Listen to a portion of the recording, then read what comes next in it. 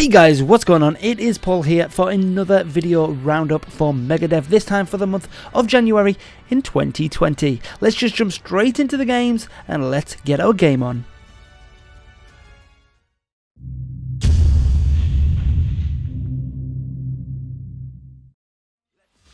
Kakarot, a game in the Dragon Ball Z universe, covers the four main arcs of the story: Cyan, Fraser, Cell and Boo, but manages to cut out even more of the fluff that Kai does.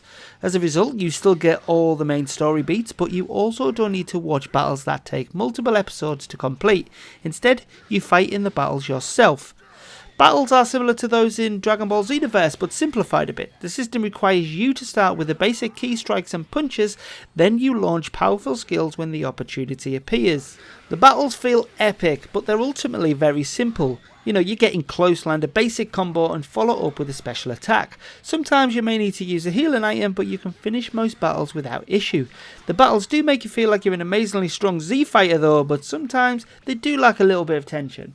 If you find you are struggling a little bit in Kakarot though, the MegaTrainer is there to help you out. It has 27 awesome cheats to help you play the game that you want to play it. Things like infinite ki, God mode, infinite oxygen, even unlocking all items at 99. And if you just want to max out your player abilities, why not just give them 100,000 XP, leveling up, unlock everything you need to unlock. Hades has you taking on the role of the son of Hades, the Greek god of the underworld, as he attempts to escape his father's domain. Standing between the player and their goal is a mountain of hurt. Supergiant describes Hades as a roguelike that is expect to die a lot as you learn the ins and outs of the combat mechanics and level design, and I gotta say, I agree. In Hades you control Zag, Charman, son of the titular god of death. Zag seems a little too nice to torture the souls of the dead, so it makes perfect sense that he's trying to escape the underworld and join the pantheon of Greek gods on Mount Olympus. It's as good a setup for the roguelite as any, but what really makes the story stand out are the residents of Hades Court. When you die, Hades definitely serves up intense hits of story in quick moments between attempts to wade through the underworld. And after each run, Zag returns to Hades Palace, where the god of death and his rotating retinue reside. As previously mentioned, Hades is a difficult game, and I recommend using the MTU to its full potential. One hit kill on the AI and God mode are surely going to be lifesavers for this amazing game. I started an internet cafe and I regret nothing. Welcome to Internet Cafe Simulator. This is a game where you can hop on the internet, feed your customers and get rid of them naughty people. Check it out and get started today. So where mine wasn't really an internet cafe, it was more like a gaming arena, this game offers you a lot of customization options. You can literally customize anything in the game, to what spec PC you have, to what desk you have, to what mouse and keyboard you have, even the monitor and the types of stuff that you can do on the computers. You can also change your character design, your internet cafe design, and everything is customizable to get it how you want. But that's not just the gist of the game. You also got to think about feeding your customers, making sure they're happy, making sure you're earning a profit, and run your business like you would in real life. I gotta admit, when I first tried the game it was very, blah, but once you get things rolling and you're able to put computers up, it's fun once the money starts rolling in every time you can afford to upgrade and buy the next thing. This game also still has a lot of things to be added. The devs are constantly updating and working with the community.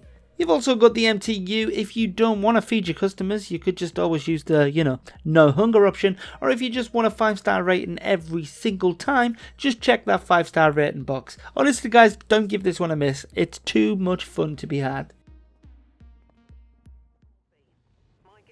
If you're like me and never played MechWarrior before, it has a more simmy and tactical dance to it. Controlling your mech is half the battle, as you have the ability to individually maneuver bits and pieces of it, like the legs and the torso.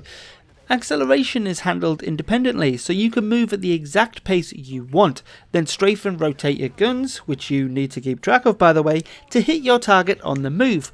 Whilst you can technically use a controller, I wouldn't ever recommend it, though specific hosts are supported if you like your joysticks. This arcade-style simulation game is about flinging yourself into battle inside a building-sized walk-in tank.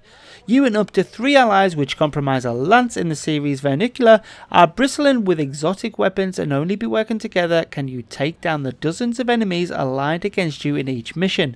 The game can be played in third person mode to get a better sense of your surroundings, but you can also get right inside the cockpit by playing in first person. The MTU, as always, has 21 amazing cheats available for you to play the game you want to play. You can give yourself things like infinite ammo, easy AI kills, even make yourself super speed or give yourself as much money as you will ever need. Anything to make you enjoy the game how you want to enjoy it. MechWarrior 5 is definitely for you thrill seekers out there, so get involved, get playing, and get to the grind. A game that's often been compared with Red Dead Redemption 2, why I don't know, because this takes Wild West games to a whole new level. This Land Is My Land is set in the Old West. However, the developer did not follow the tradition of the Western genre and did not put the player in the shoes of a cowboy. Instead, This Land Is My Land lets you play as a warrior of one of the Indian tribes. The player's task is to protect their homeland from foreign invaders and settlers who are trying to take the land that belonged to the protagonist's ancestors. And the game is designed from the ground up to offer maximum freedom. Each mission can be completed in multiple ways. Gameplay is difficult as the enemies are conducted by cunning AI. Your opponents are highly alert and able to spot changes in their surroundings as well as cooperate with one another. What is more, the world itself is very dynamic. Cities develop at a varying speed influenced by your actions, and much of the game's elements such as camp locations or guards, patrol routes are set randomly. Besides, the player's actions have real impact on the tempo of the colonization. It is even possible to reclaim entire regions from the Outlanders' hands. The MTU, as always, has you covered with 19 cheats available to use. Things like add-in skills and experience, add-in items or infinite items, even God mode is available, and for you hardcore players on this ultimately difficult game, you can even subject yourself to low health, low stamina, and even make your horse low health. Sadly, those are the only games that we've got time for this month, but if you enjoyed the video, don't forget to smash that like button. Let us know in the comments below what you enjoyed or didn't enjoy so we can always work to improve. Guys, I will catch you in the next video roundup. Ciao! It's a sensu bean! My dad finally did it!